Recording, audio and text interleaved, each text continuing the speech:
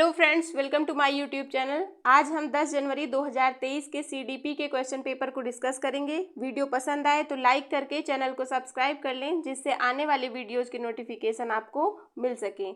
और अगर आप लोग सीटेट का क्विज सॉल्व करना चाहते हैं तो टेलीग्राम चैनल और फेसबुक पेज को भी ज्वाइन कर लें, जहाँ पर आपको डेली क्विज और PDF प्रोवाइड की जाएगी। लिंक आपको डिस्क्रिप्शन में मिल जाएगा। तो चलिए फिर शुरू करते हैं आज की क्लास को।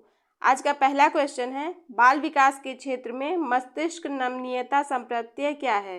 तो देखिए, मस्तिष्क नमनीयता का अर्थ होता है जो परिवर्तित किया जा सकते के जो बदला जा सके। ऑप्शन है, बाल्यावस्था और किशोरावस्था की पूरी अवस्था संज्ञानात्मक विकास के लिए संवेदनशील अवस्था है। सभी बालकों में एक समान दर से होता है। तो ये गलत है, क्योंकि जो विकास है वो जुड़वा बच्चों में भी एक समान दर से नहीं होता, ये सभी में भिन्न भिन्न दर से होता है। केवल आनुवंशिकता विकास को प्रभावित करती है, वातावरण नहीं। ये भी गलत है, क्योंकि विकास पर आनुवंशिकता और वातावरण दोनों का प्रभाव पड़ता है। एक क्षेत्र में विकास दूसरे क्षेत्र के विकास को प्रभावित नहीं करता है, ये भी गलत है। तो यहाँ ऑप्शन ए करेक्ट हो जाएगा। बाल्यावस्था और किशोरावस्था की पूरी अवस्था संज्ञानात्मक विकास के लिए संवेदनशील अवस्था है। किसी व्यक्ति की आनुवंशिकता से संबंधित कारक और वातावरणीय परिवेश से संबंधित स्रोत का विकास पर कोई प्रभाव नहीं होता, ये गलत है, क्योंकि आनुवंशिकता तथा वातावरण दोनों का विकास पर प्रभाव पड़ता है। एक जटिल तरीके की पारस्परिकता द्वारा विकास को रूप देते हैं, कभी पारस्परिकता नहीं करते और न ही विकास को प्रभावित करते हैं। ये भी गलत है, क्योंकि ये कहना कि आनुवंशिकता और वातावरण पारस्परिकता नहीं करते और इनका विकास पर प्रभाव नहीं पड़ता, ये गलत है। विकास पर बहुत ही कम प्रभाव डालते हैं, ये भी गलत है। तो यहाँ ऑप्शन बी करेक्ट हो जाएगा। एक जटिल तरीके की पारस्परिकता द्वारा विकास को रूप देते हैं। एक बालक अपना प्रारंभिक सामाजिकरण का पाठ से पाता है, विद्यालय, मीडिया, माता पिता तथा अखबारों। तो ऑप्शन सी यहाँ करेक्ट है, क्योंकि किसी भी बच्चे की सामाजिकरण का प्रारंभ जो है उसके माता पिता से होता है, उसके परिवार से होता है। जीन पियाजे के संज्ञानात्मक विकास के सिद्धांत के अनुसार निम्न में से किस चरण पर बच्चे वस्तुओं को वर्णित करने के लिए संकेतों का इस्तेमाल करने लगते हैं। संवेदी गत्यात्मक, पूर्व संक्रियात्मक, मूर्त संक्रियात्मक या फिर औपचारिक संक्रियात्मक। तो यहाँ ऑप्शन बी करेक्ट है, पूर्व संक्रियात्मक अवस्था में। जीन पियाजे के अनुसार मस्तिष्क में ज्ञान की व्यवस्थित संरचनाएं क्या कहलाती हैं। संचालन, स्कीमा, अनैच्छिक सहज क्रियाएं या फिर संप्रत्यय। तो यहाँ ऑप्शन बी करेक्ट है, मस्तिष्क में ज्ञान की व्यवस्थित संरचनाएं स्कीमा कहलाती हैं। समीपस्थ विकास का क्षेत्र अधिगम में संप्रत्यय की चर्चा निम्न में से किसने की है। Lawrence Kohlberg, Lev Vygotsky, Jean पियाजे या फिर हार्वर्ड गार्डनर। तो ऑप्शन बी करेक्ट है, लेव वाइगोत्स्की ने समीपस्थ विकास का क्षेत्र अधिगम में संप्रत्यय की चर्चा की है।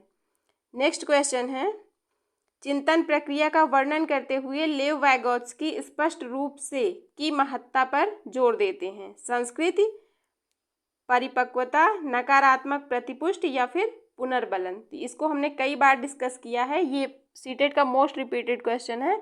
यहाँ ऑप्शन सी करेक्ट हो जाएगा। संस्कृति को लेव वाइगोत्स्की ने विशेष महत्व दिया है। निम्न में से किसने बच्चों और वयस्कों में नैतिक तार्किकता का वर्णन करने के लिए विकास चरणों का एक क्रम सुझाया था। BF Skinner, Harvard gardener, Lawrence Kohlberg, Lev Vygotsky. ये भी मोस्ट इंपॉर्टेंट क्वेश्चन है। लॉरेंस कोहलबर्ग ने नैतिक विकास की 3 अवस्थाएं दी हैं। ऑप्शन सी करेक्ट हो जाएगा।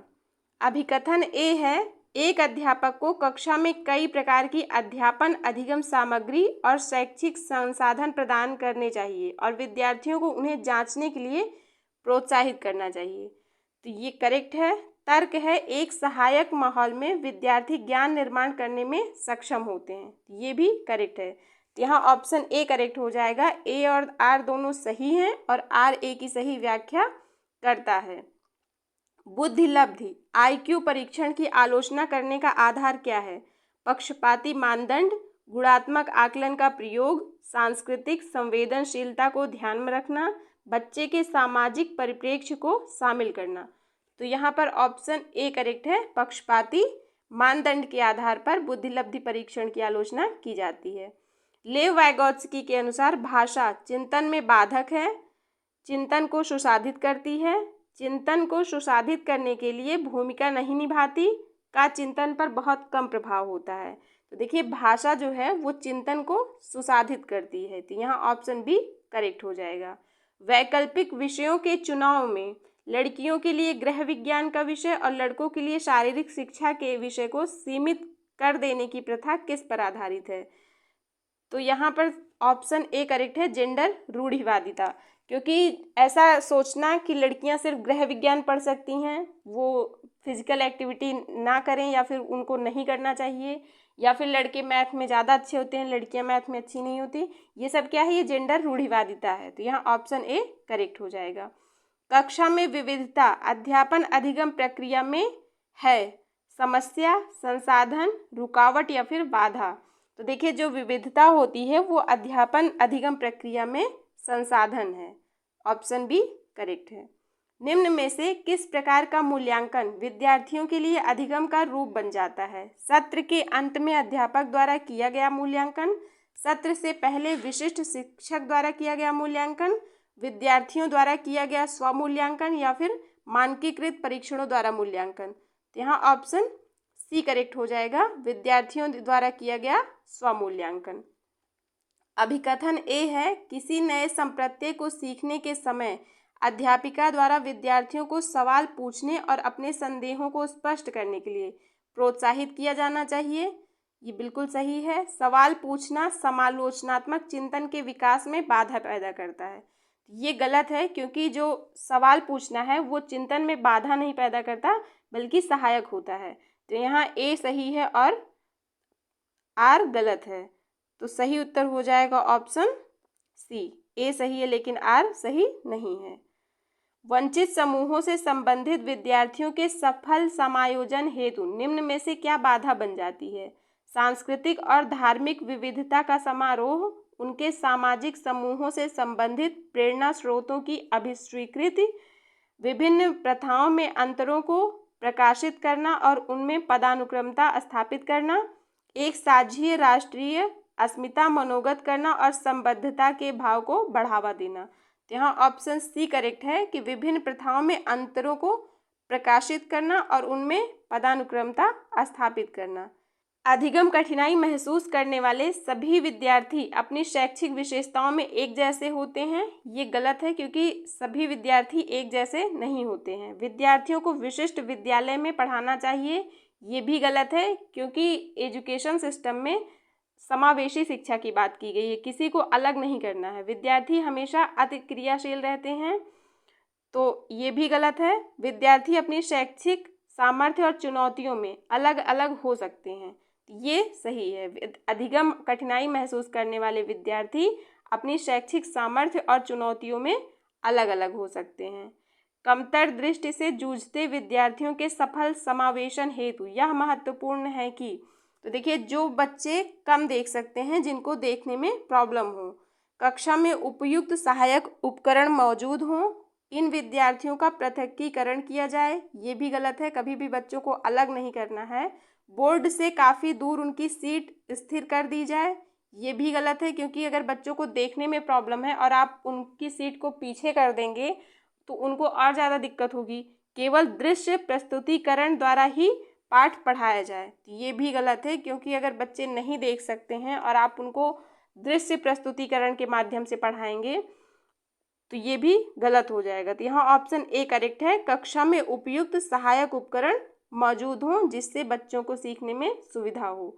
अवधान न्यूनता, अतिक्रियाशीलता विकार ADHD से जूझते विद्यार्थियों के बारे में निम्न में से क्या सही है? वे आवेगशीलता के निरंतर स्वरूप दर्शाते हैं, वे काफ़ी देर तक निर्धारित सीट पर बैठ सकते हैं, उनमें सभी को सुनने की अति सहनशीलता होती है, वे अपनी क्रियाओं को व्यवस्थित रूप से करते हैं। तो यहाँ ऑप्शन ए करेक्ट है, वे आवेगशीलता के निरंतर स्वरूप दर्शाते हैं। ऐसे बच्चे इम्पल्सिव होते हैं। निम्न में से कौन सी युक्ति प्रतिभाशाली विद्यार्थियों की ज़रूरतों को पूरा करने की एक प्रभावी रणनीति है? जानकारी को समझने हेतु अतिरिक्त समय देना, बहुत आसान और सरल सवाल पूछना, स्वचयनित उच्च क्रम चिंतन कार्य सौंपना या फिर उनसे सफलता की निम्न उम्मीद रखना। यहाँ ऑप्शन सी करेक्ट हो जाएगा, स्वचयनित उच्च क्रम चिंतन कार्य सौंपना। गैर जन्मजात अधिगम जैसे कि बांसुरी बजाना, शतरंज खेलना सीखने के लिए किसी तरह के बाह्य निर्देशन और आंतरिक अभिप्रेरणा की जरूरत है। किसी भी तरह के बाह्य निर्देशन या अभिप्रेरणा की जरूरत नहीं होती। बाह्य निर्देशन की जरूरत होती है लेकिन किसी तरह की अभिप्रेरणा की जरूरत नहीं होती। किसी भी स्रोत से बाह्य निर्देशन की कोई ज़रूरत नहीं होती। यहाँ ऑप्शन ए करेक्ट हो जाएगा कि बाह्य निर्देशन और आंतरिक अभिप्रेरणा की ज़रूरत होती है। विद्यार्थी सर्वाधिक बेहतर तरीके से किस प्रकार सीखते हैं? केवल पाठ्य पुस्तकों द्वारा, केवल अध्यापकों द्वारा कहे शब्दों को दोहराकर, अपने आस पड़ोस से पारस्परिकता द्वारा, निष्क्रिय नकल द्वारा।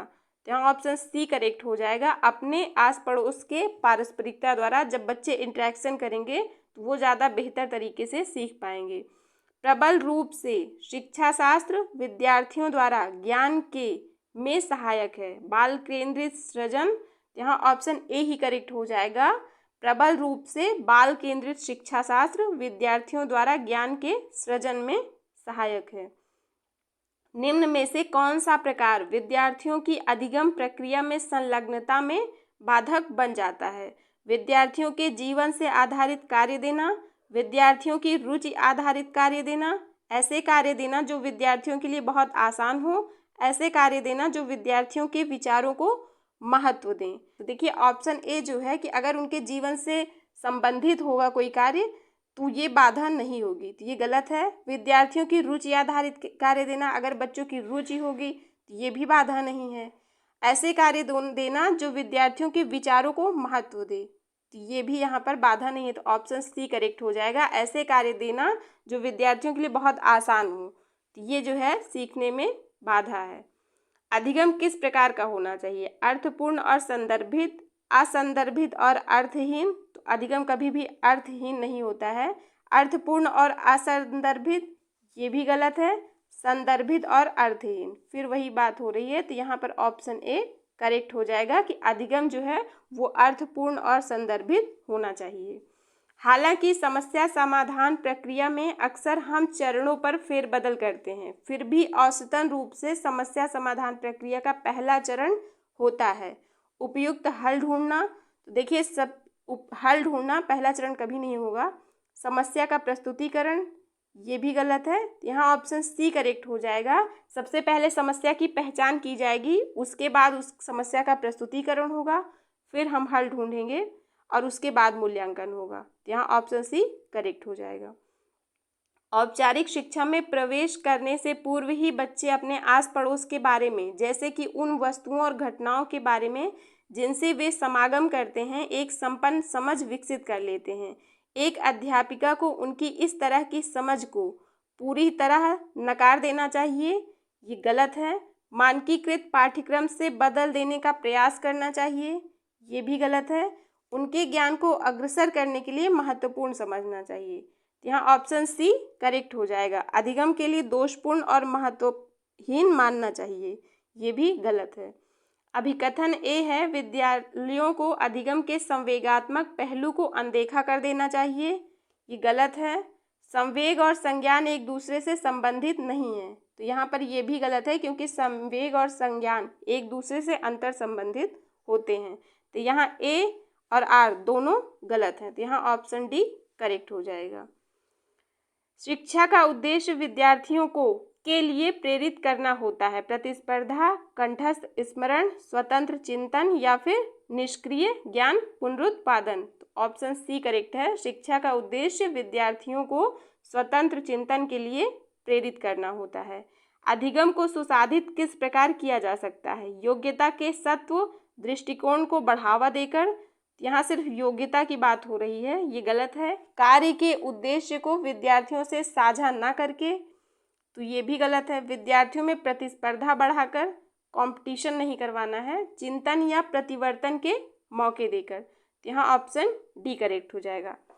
तो फ्रेंड्स आज के लिए फिर बस इतना ही, मिलते हैं नेक्स्ट वीडियो में। वीडियो पसंद आए please like share and subscribe. Thank you so much.